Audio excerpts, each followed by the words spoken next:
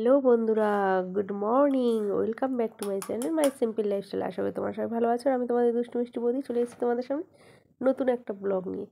তো আগে থাকতেই একটা জিনিসের জন্য ক্ষমা চেয়ে নিচ্ছি যে তোমাদের গতকাল বলেছিলাম আমি লাইভে আসবো শর্ট ভিডিওতে, বাট আসতে পারিনি কারণ আমার জ্বর এসে গেছিলো হঠাৎ করে। আর বুঝতেই পারছো এত দিন ধরে মানে সেভাবে খাওয়া দাওয়া না, আর তার মধ্যে প্রচুর পরিমাণে কাঁচা ধোয়া মানে গেছে পরে, যখন মানে ওষুধ উঠেছে তখন কাঁচা ধোয়া, আবার লোকজন চলে গেছে পরে সব ঘরে কাঁচা ধোয়া, এই করতে করতে না প্রচণ্ড ঠান্ডা লেগে গেছে। তোমরা সবাই জানো যে আমার একটু ঠান্ডার ধাঁচটা বেশি, তো অতিরিক্ত পরিমাণে ঠান্ডা লেগে গেছে। সকালটা ভালো ছিলাম বলে ওই জন্য ভেবেছিলাম যে অতটা হয়তো কিছু হবে না, চলো রাত্রিবেলা লাইভ করব।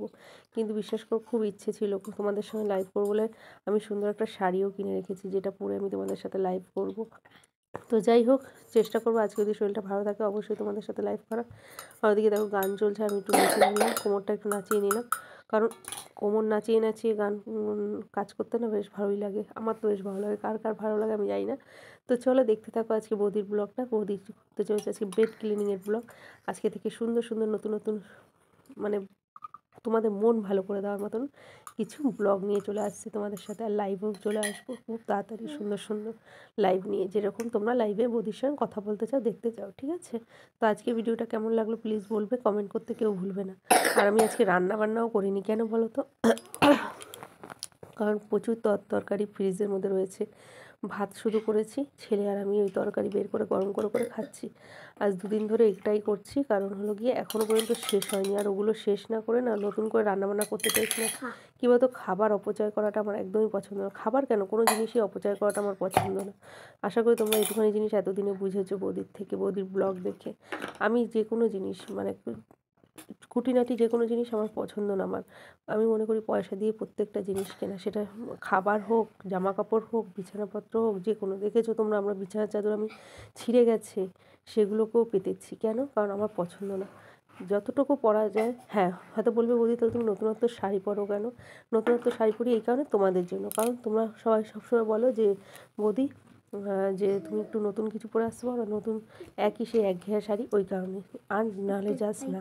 তবু আমি যেই শাড়িগুলো আমার মানে আমি করে দিই, পরি না, সেই শাড়িগুলো অন্য কাউকে পরতে দিই, যাতে তারা অন্তত পরতে পারে, কারণ আমার সেইভাবে শাড়ি ছেড়ে না। তো সেই কারণে আমি তাদেরকে দিই, তারা পরতে পারে, যাতে ব্যবহার করতে পারে। আমার কোনো জিনিস অপচয় করাটা আমার কোনো দিনই ভালো লাগে না। এটা আজকে বলে না, আমি আগাগোড়াই। তো চলো বুঝতেই পারছো গলায় ভয়েস শুনে কীরকম একটু গলাটা ভার ভার। এখনও পর্যন্ত ঠান্ডা লেগে রয়েছে, তবু চেষ্টা করবো তোমাদের মনের মতন সুন্দর সুন্দর ব্লগ দেওয়ার, নতুনত্ব। তো চলো আজকের ভিডিওটা কেমন লাগলো কেউ কিন্তু কমেন্ট করতে ভুলবে না, ঠিক আছে? আর কীরকম ধরনের ব্লগ দেখতে চাও প্লিজ কমেন্ট করো প্রত্যেকটা। হ্যাঁ আমি জানি অনেকেই বলেছে বৌদি বেড ক্লিনিং থেকে, কুকিং কিচেন ক্লিনিং থেকে, তুমি রান্নার ভিডিও প্লাস তোমার ঘর পোছার ভিডিও, এগুলো সব বলেছো। প্রত্যেকটা ভিডিও আসবে একটা একটা করে, আস্তে আস্তে। একটু ওয়েট করো, সঙ্গে থেকো। তো কাজ করতে করতে না তোমাদের দাদাভাই ফোন করেছিল। আর সত্যি কথা কি, দুদিন ধরে না মনটা বড্ড খারাপ, কারণ আজ 13 বছরের মধ্যে তোমাদের দাদাভাই এই ফার্স্ট টাইম আমার সঙ্গে 15 দিন একসঙ্গে ছিল। কারণ এতদিন ধরে আমরা হয়তো আসে শনিবার করে আসে, রোববার করে চলে যায় বিকেলবেলা করে, তো এরকম হয়। কিন্তু একটানা 15 দিন মানে ছিল, তো তারপর বাড়িতে লোকজন আরও ছিল, এসেছিলো। তো খুব মনটা খারাপ লাগছিলো, একসঙ্গে এতদিন খাওয়া দাওয়া হয়েছে সবাই মিলে। তো সেই জন্য হট করে আলাদা হয়ে গেলাম সবার মতন, সবাই আবার সেই পুরনো লাইফে চলে আসলাম। তো একটু মানে কেমন যেন লাগছিলো, নিজের মনটাও ভালো ছিল না। তাই ভাবলাম চলো তোমাদের সঙ্গে ভেবেছিলাম যে লাইভ করে তোমাদের সঙ্গে মনটা একটু ফ্রি করব। কিন্তু কপাল আমার খারাপ, সেটাও করতে পারলাম না, তোমাদের সাথে লাইভটা শেয়ার করতে পারলাম না, মানে লাইভ করতেই পারলাম না, জ্বরটা এসে গেলো বলে হঠাৎ করে। তো তোমাদের দাদাভাই ওকে ফোনে বলছিলাম যে এরকম, তোমাদের দাদাভাই জিজ্ঞাসা করছিল তুমি লাইভ করছিলে? বললাম না, আমার শরীরটা বড্ড খারাপ, জ্বর জ্বর এসছে। তো বললো ঠিক আছে আগে সুস্থ হও তারপর। আর এই বেডশিটটা, এই যে ওষারগুলো দেখতে পাচ্ছ, এগুলো আমার মা আমাকে কিনে দিয়ে গেছে। আমাদের বাড়িতে অনুষ্ঠান ছিল বলে মাই, আমার খুব ভাল লাগে গো। তোমাদের কার কার ভালো লাগে এরকম সাদা বেডশিটে শুতে? আমার তো বড্ড ভালো লাগে এরকম সাদা সাদা বালিশে ওষার হবে, বেডশিট হবে।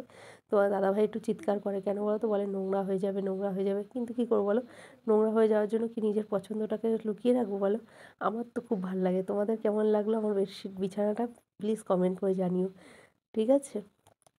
তো চলো, অনেক গল্প করে ফেললাম, অনেক কথা বলে ফেললাম।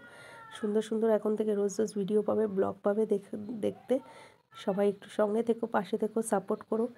কেউ জানি আমি অনেকেই বলেছে বৌদি আমরা ভুলিনি কেউ তোমাকে, তোমার সুন্দর সুন্দর ভিডিও দেখার জন্য অপেক্ষা করেছি। সত্যি বিশ্বাস করি সুন্দর সুন্দর কমেন্টগুলো দেখে না নিজেকে খুব ভালো লাগে যে চলো আমার জন্য কারো কেউ অপেক্ষা করে। তো তোমাদের দেখাতে গেলাম, দেখলাম মুখটা দেখাচ্ছে না, তো কেমন লাগছে বলো? উফ, চুমু চুমু, আমার তো পুরো বিছানাটা চুমু লাগছে, বিশ্বাস করো। তো চলো টাটা, বাই বাই।